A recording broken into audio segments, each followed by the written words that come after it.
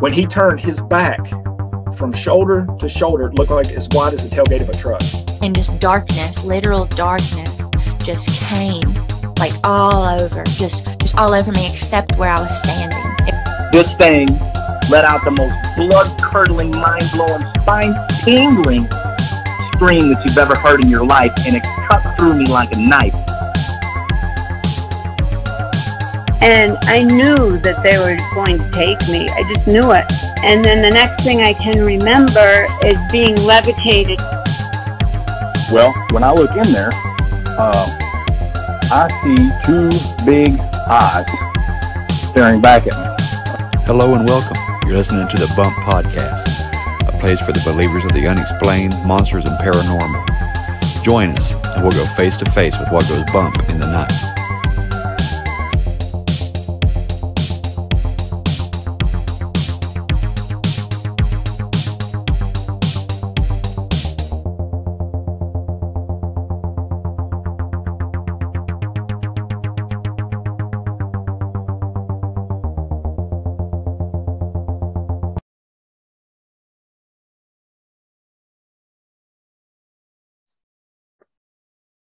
Hey there, believers. I got another great episode for you today.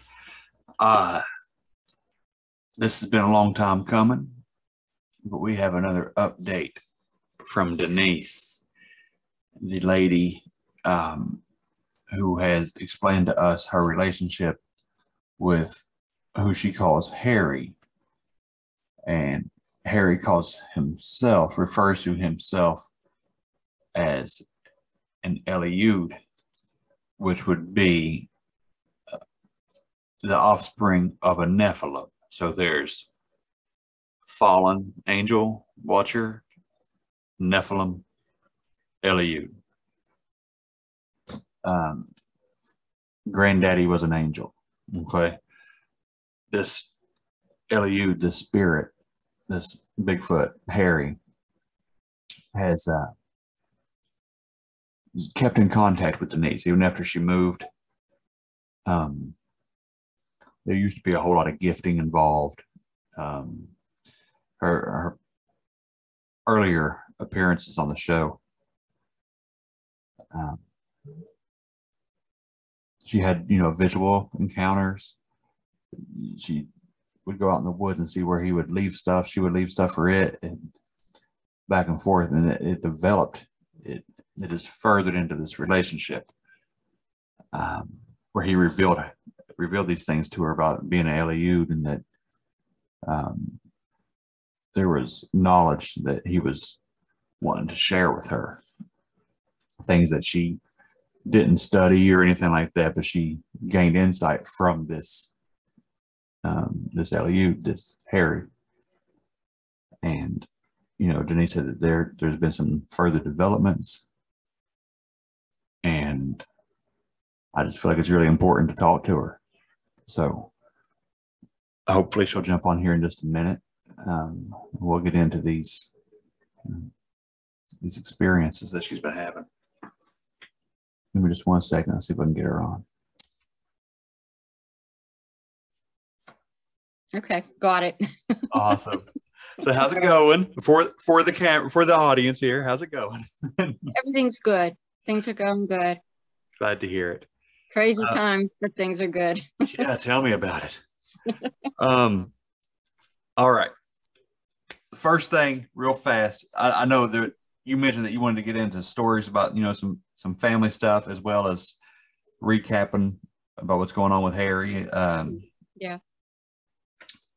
I've had a whole lot of feedback. You are a very popular person. That's unusual for me because I like to hide. Well, it's this relationship that you've developed with Harry, and it was mainly when he said that he was an Elioud, and we started looking into what that was. And people are like, "Oh no," and myself included. I got pretty worried. I've told you that in emails. That I was worried, and, and people are like, "Oh no, that's a demon." Tell her to run. And you sent me something very interesting, and you asked me about and we'll get into that, whenever you're ready. But Okay. I just wanted to make sure all was well, let everybody know that, you haven't been possessed by a hairy demon or anything like that. No. You came to visit me, though. All right. Well, why don't you tell us about it? Let's go ahead and let's start off with Harry, and then we can get into family matters if you want to. Sounds good. Okay. Since I moved, I had two things that he did. There was one place right before I quit the job I was talking about in my last time I was on the show. Yeah. And I was sitting outside, and I smoke cigarettes. I'm sitting there smoking a cigarette sitting on the curb. And I heard something to the left of me, and there's woods around where the parking lot is. And I heard this noise. It sounded human, but it was really loud. And it went, whoop. Mm. And then I heard it again. I'm looking around. I'm thinking, all right, someone's messing with me. Somebody's there. And then I'm hearing it again, and it's further away. And then it's further away. And I'm thinking, oh my gosh, that has to be Harry. Yeah. Because nobody can run that fast to get that whoop out. And as he's going back, and he did that like 3 times, he ran back and forth. And then I said, Harry, if that's you, do it again. And he did. He did it again, and then it was gone. Wow. That was it. I thought that was really cool. That is cool.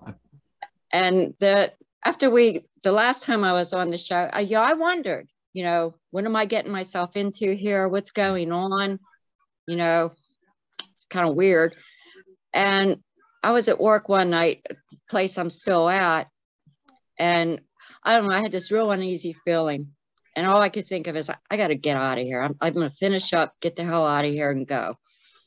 So as I was getting to the door, I start feeling like anxiety. And I opened up the door, and as soon as I came outside, it felt like that feeling that when I was bluff charged, that something just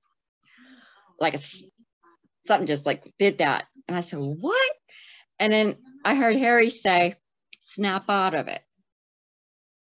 Because I was in this really bad funk, feeling sorry for myself. I was going through something else. Yeah. And I wasn't reading. I wasn't studying. And he told me to get back to my studies. And then I felt that feeling like I've talked to you about before, where it's like this intense feeling like something is so angry and something wants to hurt me. Right, yeah. And I said, Harry, why are you doing that? He said, so you'll know it's me. And then it was gone. It was gone. Now, after I emailed you and I was going to come on the show again, yeah, I start getting under attack like you wouldn't believe. I had all kind of things, strange things happening to me. I had this strange abscess on my throat, and a few other things were going on. And then I start getting those feelings like Harry again. Yeah. Only it was different.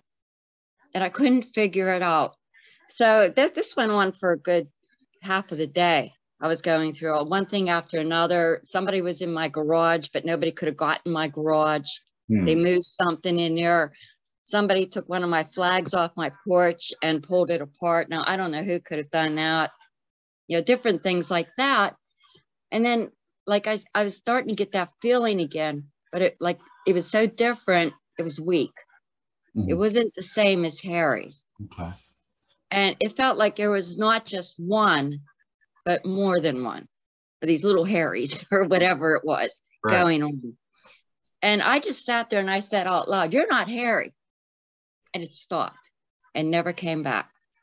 Really? And I thought that was really, really strange. That is strange. That's interesting. Like maybe something was trying to make you believe it was Harry. That's what I thought. Or just a general annoyance kind of spirit, It was annoying, very annoying. It was scary. Yeah.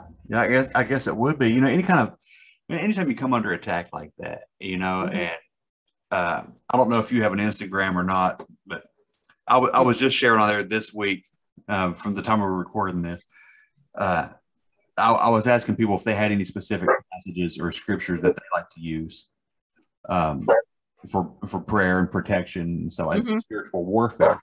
because it's all I can think about lately. It's like it's on my mind so heavy. Like I need to learn it. I need to know it.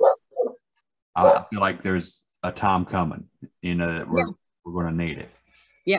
And you're obviously going through the same thing. You got your own battles here. So you're not alone. Is what I'm saying. I'm here with you. There's a whole world. Nobody's alone. That's it. Everybody's going through their own thing. Absolutely right. So you said that, in our emails that Harry came to visit you a couple of weeks ago. Mm-hmm. And I maybe it was about 3 weeks ago at this point. And I of course issued my concern. And you said some things that were pretty revealing. It were pretty, it caught me off guard, I should say. It caught me off guard talking about the possibility of Harry looking to redeem himself, looking for redemption. Can you tell me more about that? What?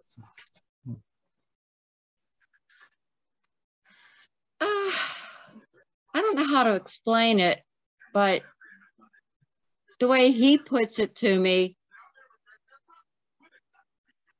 is that there's something terrible going on in whatever is part of his life. Right. And that he needs to do something for redemption. And that's his mission. Yeah. And in a way, it brings me to the book of Enoch and the book of Giants, because I did go through and reread the book of Giants.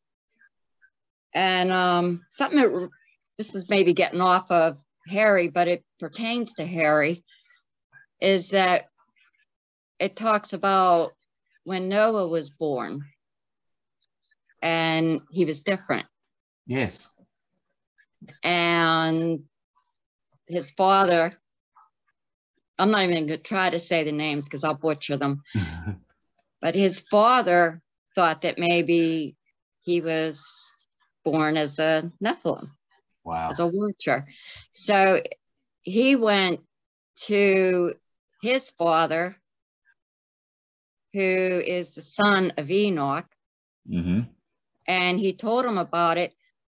And Enoch explained to him that he's the wonder child, that he's to say, with the floods coming, and explained the whole story to him, and how Noah's chosen to be the one to restart life again.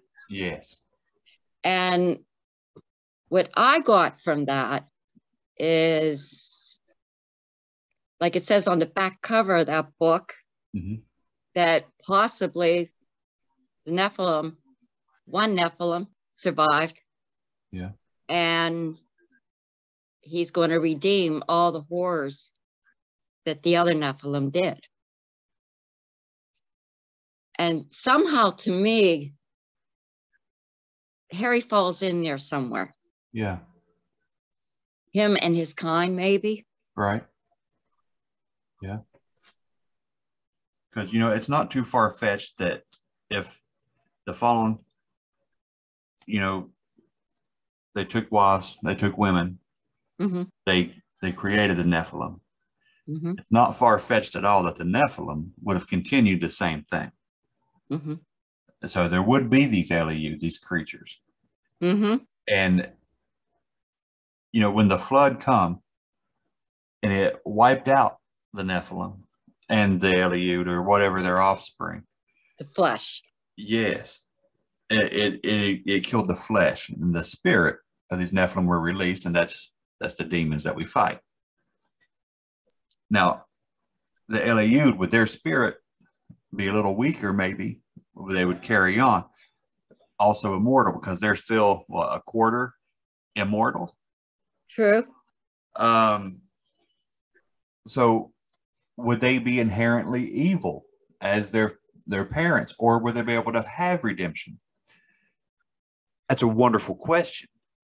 It is. And another question can be, was Noah a Nephilim? Because nowhere does Enoch say he wasn't. Right. Well, Noah wasn't a demon.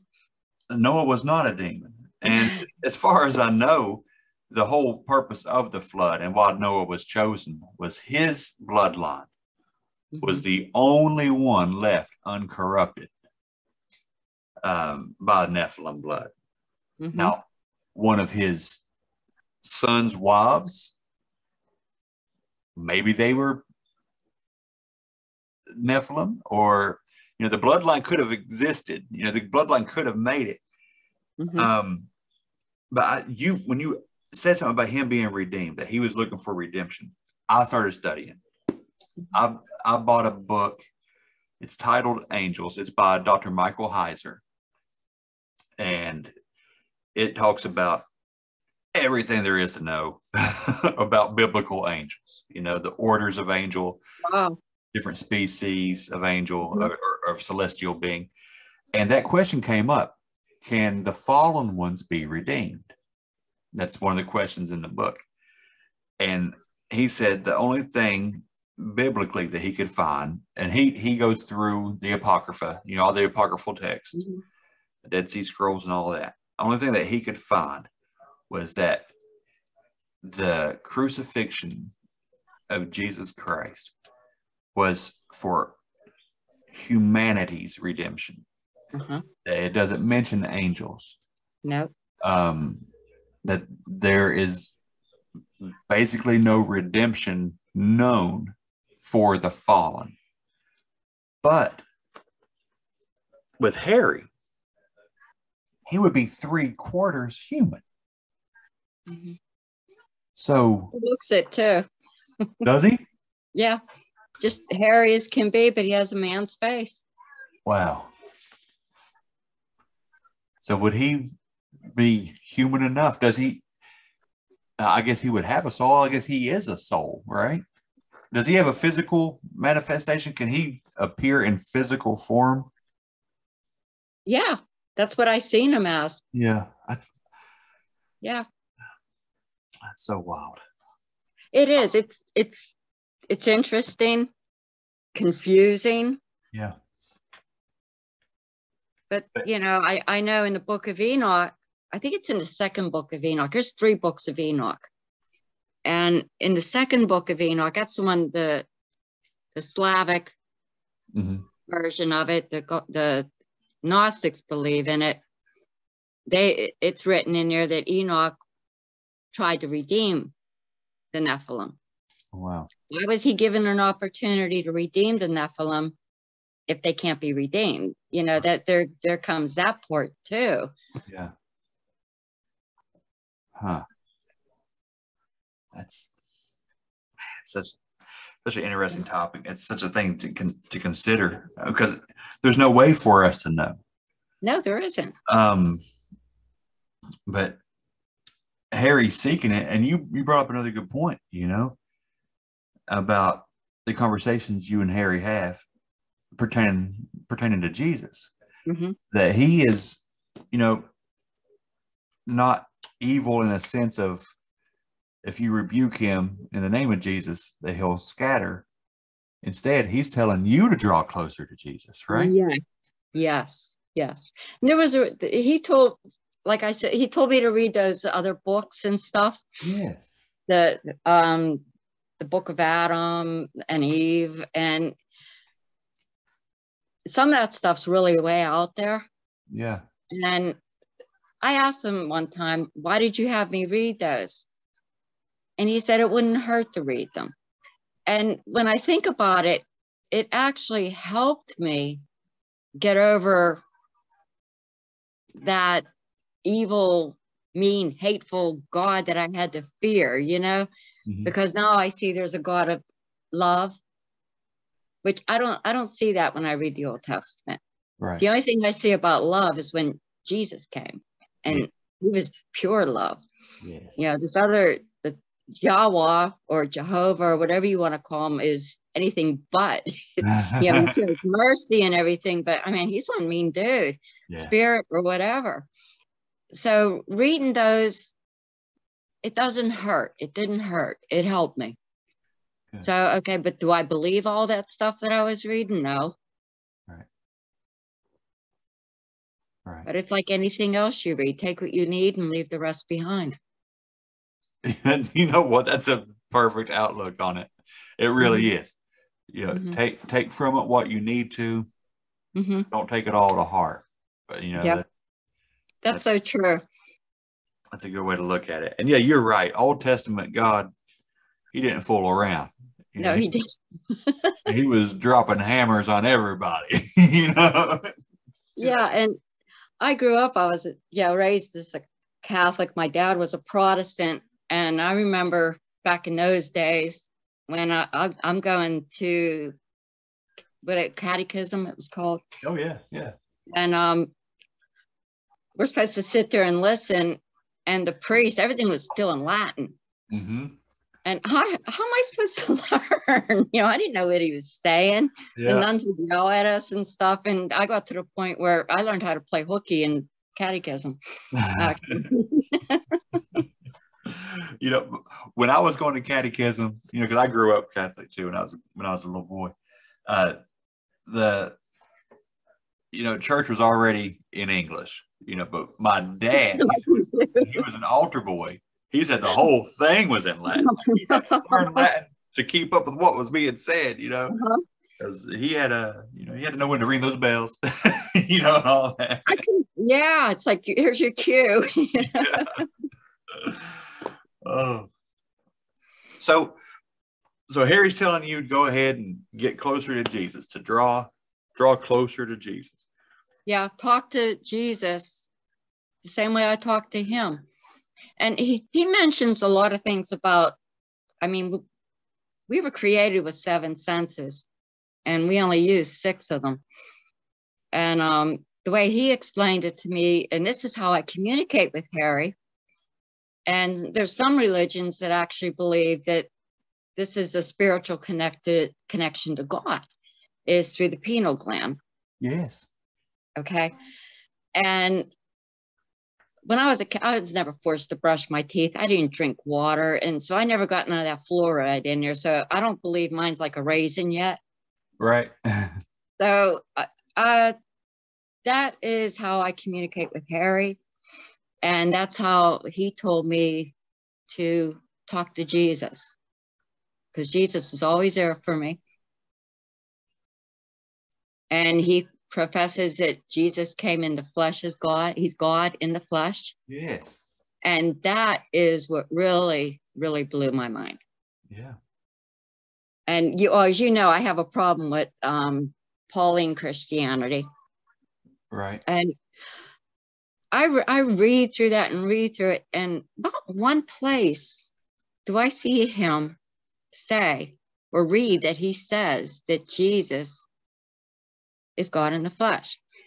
He refers to Jesus, he refers to Jesus Christ, and he calls him the Son of God. But not once does he say he is God. Now, the other apostles do in the Gospels, because they were with Jesus and they repeat what Jesus has said. Yeah. So I do have a problem with that still. And now I just skip over that. I read the Gospels, Revelations, Peter, a lot of the Old Testament. And that helps me a lot. I also had a hard time with Paul the first time I read through the New Testament. I thought, this guy seems a little, there's something off about Paul. Kind of shady. Yeah. But, I tell you what, I gave him another chance.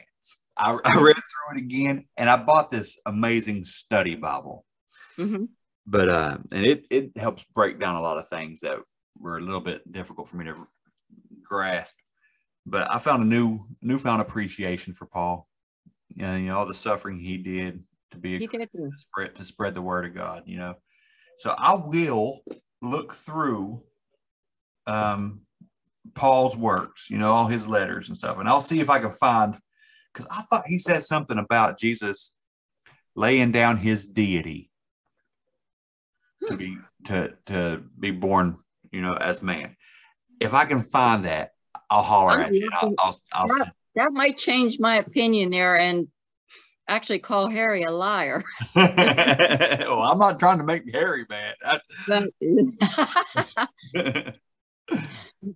Not by any chance.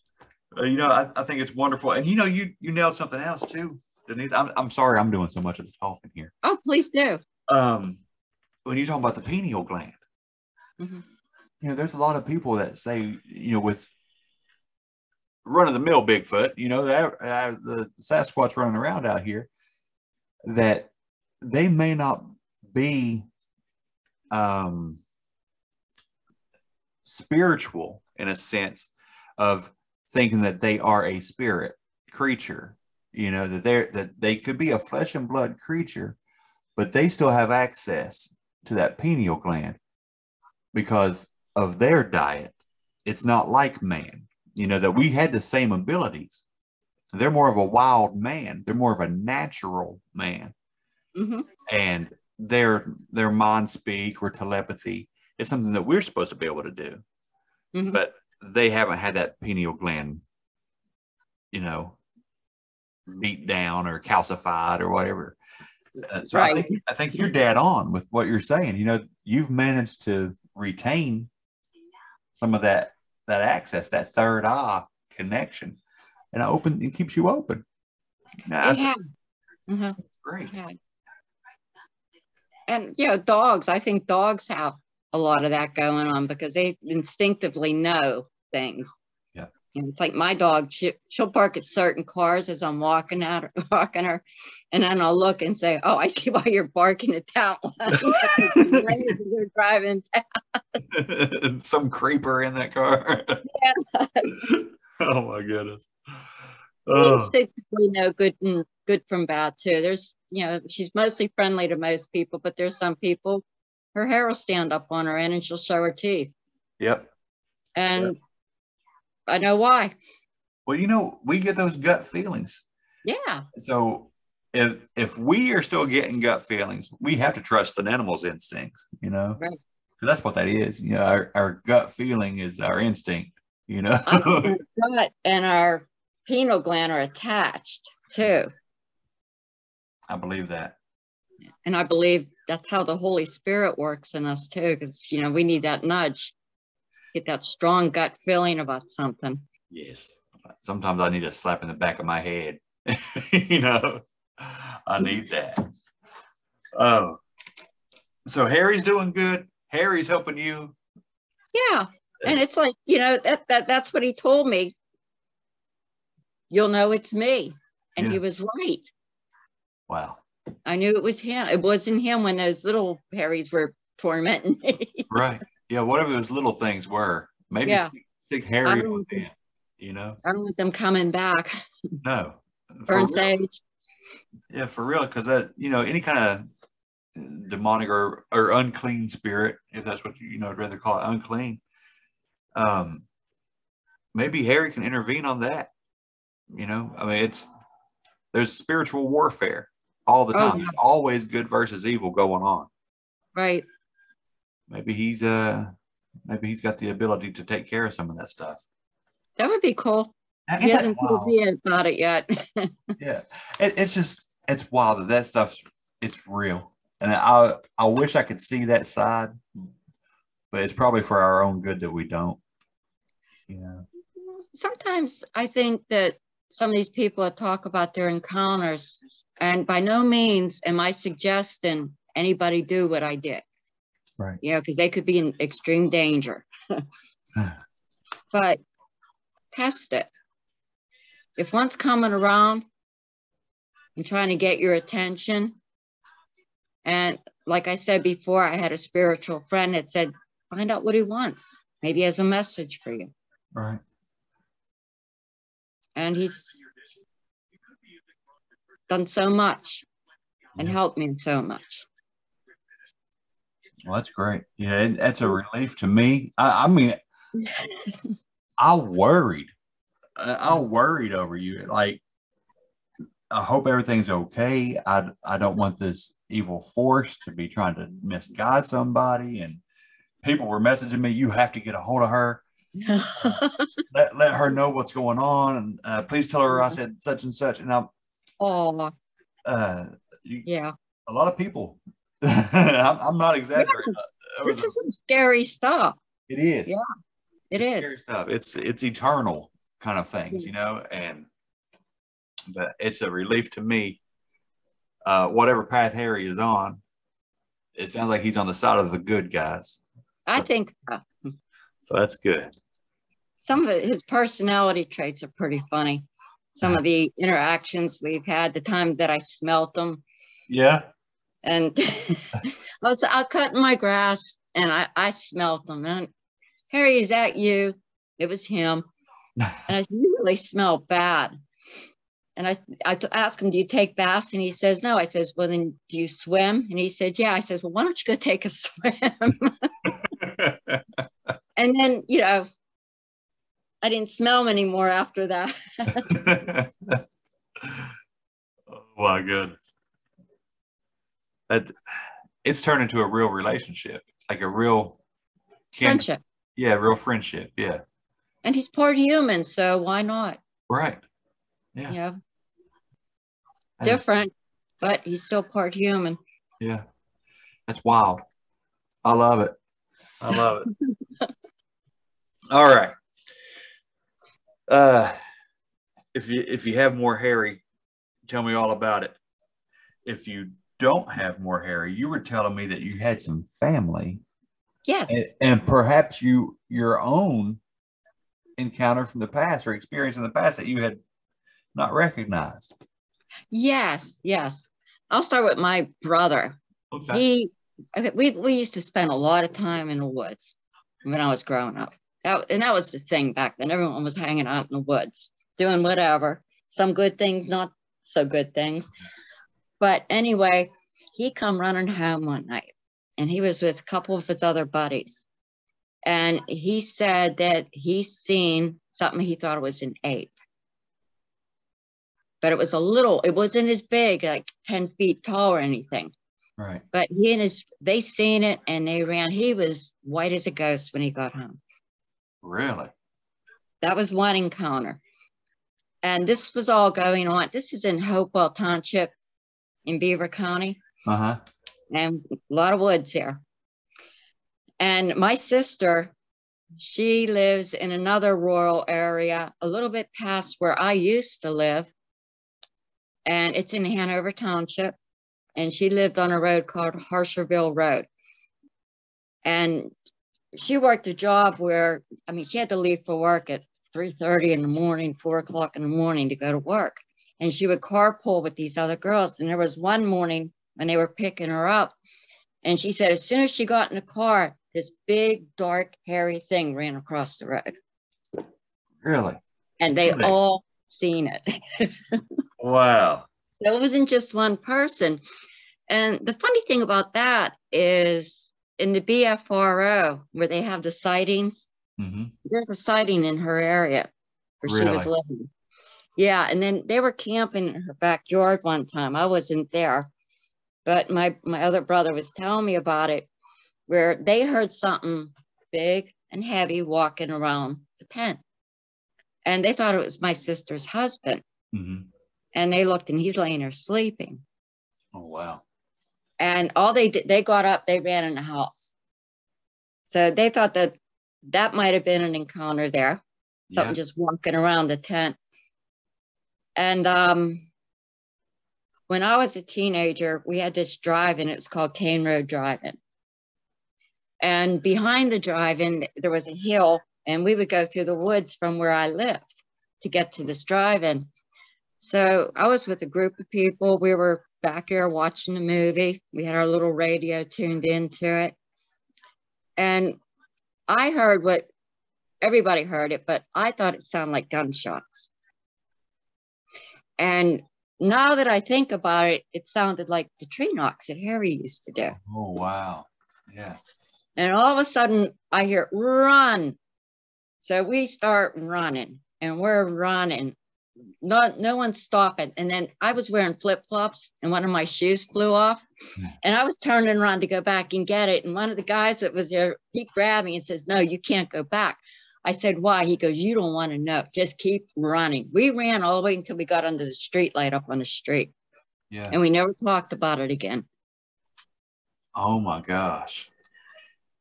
And below my mother's house, there's a park, and it's called Hopewell Community Park. And on the BFRO, there was a sighting there. Really?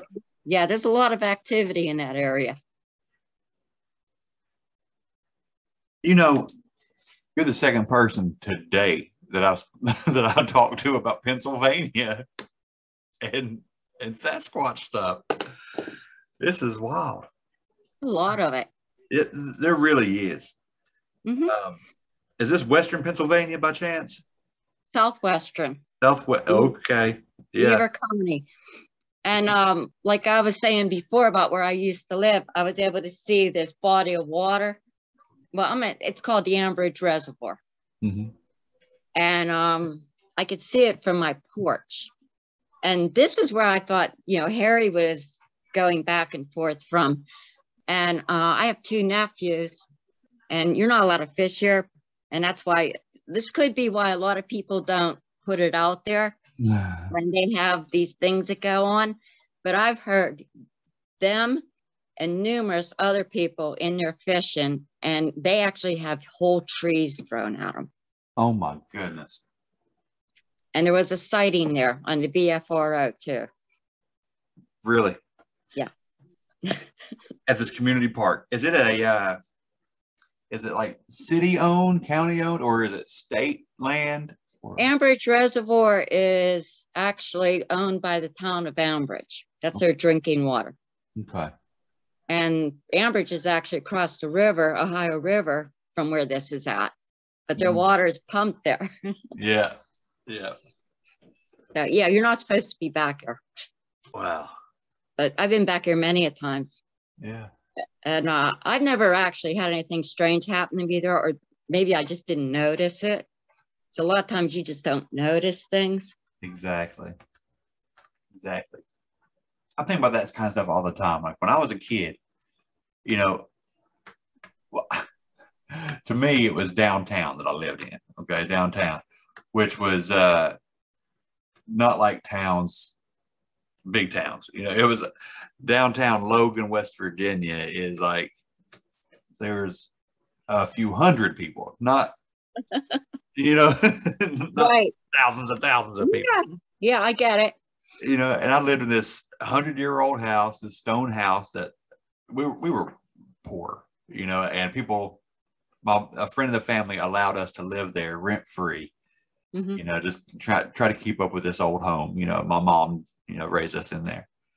But I can remember, back in like the late 80s, going outside, on the porch, and we lived on a hillside, and in the distance, I could hear stuff. I could hear people screaming, or it sounded like a woman screaming bloody murder. That's yeah.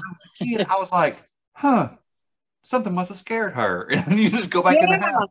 That's the first thing that comes to your mind when you hear something like that. Yeah. What the heck? Who's out there? Yeah. Or, it must be some kids playing somewhere. Yeah. No, it ain't. No, it ain't. No, you think those things are it. Yeah. And seeing flashing lights. Yeah. Yeah. Have you seen UFOs up there? Mm-hmm. Have you? I see lights. I don't know if they're UFOs or not, but I see lights. I did. Okay. I don't see them where I'm at right now. But back at your old place? Yeah, but the old place, I've seen a lot of lights. Yeah, you sent me pictures. I think that was a really hot spot. I do too. Yeah, I remember that first time you sent me pictures of some lights that you had taken from your porch. Yeah. Creepy. Yes, absolutely is. You've had some stuff go on. Interesting. Yeah, that's good though. So keep an open mind though. That's it.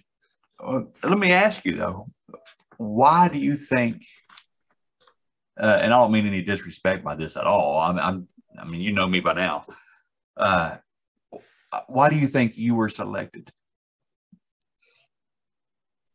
What makes you sensitive to these things? Maybe because I'm not afraid to come on your show and talk about it. Yeah. Yeah. That You know, you're vocal. That I'll say something. Yeah. You know. Yeah. One of my attributes, that so I'm told anyway, that you know, I speak my mind. That's a beautiful thing. You know, that's a wonderful thing. And even though I gravitate away from people, I don't have a problem saying what I need to say or what I feel led to say. And maybe that's why Harry came to me, because he wanted me to talk about it. Yeah. Yeah.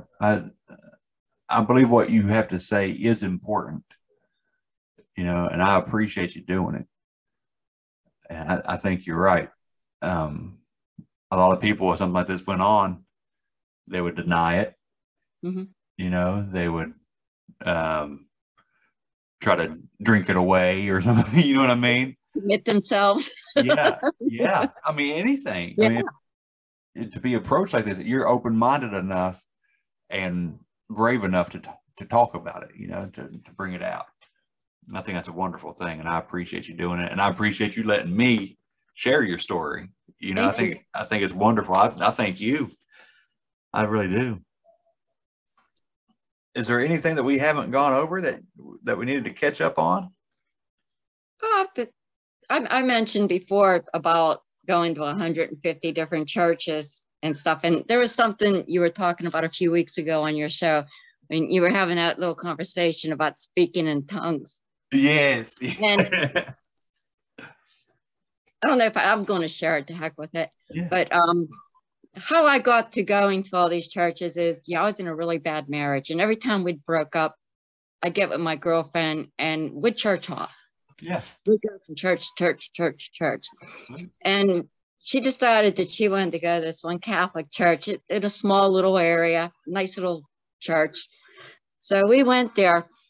And there was this woman in there. She was going out. She's speaking in tongues, and she's pointing at the priest, and she's going like this, and she's saying all this stuff. And my friend looks at me. She goes, "Oh, I didn't know this was going to happen here. I didn't know it was Pentecostal." I said, "It's not." I said, "We're in a Catholic church. You wanted to come here." And she goes, "Well, what do you think she's saying?" And I said, "Oh, she's probably chewing that priest up because he's a pervert or something. Maybe he's a pedophile." And the funny thing about this is when all this stuff went down on the priest, and they had 300 priests, they published all the names in the parishes. He was one of them. Oh, no. Oh, yes. Oh, my God. Oh, yes. Wow. Oh, okay. So she got hit with the Holy Spirit. She was lining that man out. Oh, wow. Yeah. Tell my dad that story. He don't. Oh, man, that's awesome. That is great. I've got some interesting experiences in some of the different churches. Yeah, I would say so. Yeah, I've been to a fair amount of churches. My wife and I, we looked around for a long time, just trying to find one that felt like home. You know what I mean? That feels good. And me personally, as long as that I feel like they're talking the truth, I'll go sit down anywhere. I don't care. Yeah. But my wife, you know, I don't know if her spirit is stronger or if at the time her need was stronger, but she didn't settle, you know, on several places we went to. You know, some people were super friendly, some people were a little pushy, but we wound up going to the small little community church is what we go to. It's actually a garage that's been modified into a church. That is so neat. Yes. we have about 13 pews in there. At any given time, we'll have, you know, 20 to 50 people that come, you know, anywhere in between there. But I'm telling you now, you can feel the Holy Ghost every time you go in there. That's good. That's another thing that Harry told me is that, you know, every religion out there has truth, and every religion out there has lies. Yeah. It don't matter. You know, it's all there. You just go where you feel safe where you feel loved. Yeah. And like you said, you feel the spirit. Yes, absolutely. Right. Yeah, I got to have that comforter with me. You know, talking to Harry, I think would be, I'm not inviting him into my life by any means, but no. I'm still too scared of that. But I would appreciate being able to have a physical, you know, eye to eye kind of conversation with Harry. I don't want to get no passing thoughts from Harry, because I don't want anybody jumping inside here. Right. You know what I mean? I do. Yeah. That would freak me out. I think you are tough as nails to be able to have that happen. And yeah, I don't want to sit down and have tea with them. That's not my thing. Yeah, I'd rather do the mind thing. Yeah. The occasional I see something or see his eye glow or hear him. Yeah. There was one time I heard him singing back here. It was amazing. Wow. And it wasn't like he was singing like we would sing. It was like somebody like meditating loud. And then he'd make another sound, and it had to be him because nothing else was back in the woods. There's miles, you know. Right. Yeah. I just thought it was really cool. It is cool. Man, there's so much we can learn. And yeah, you get this inside knowledge, and I'm so grateful to you for sharing it with me, for coming on the show. And I know it's late at night, and I gave you like hardly any notice, like, hey, let's do it. Let's do it this week or whatever. So I appreciate you doing it. You know, I appreciate it. Thank you for having me on again. I really appreciate that too. Anytime. Stay in touch with me. I will. Holler at me if anything comes up. If you need anything I can help you out with, just shoot me an email, okay? Okay. Thanks, Bo. Hey, thank you. Have a good night. You too. Bye-bye. Bye-bye.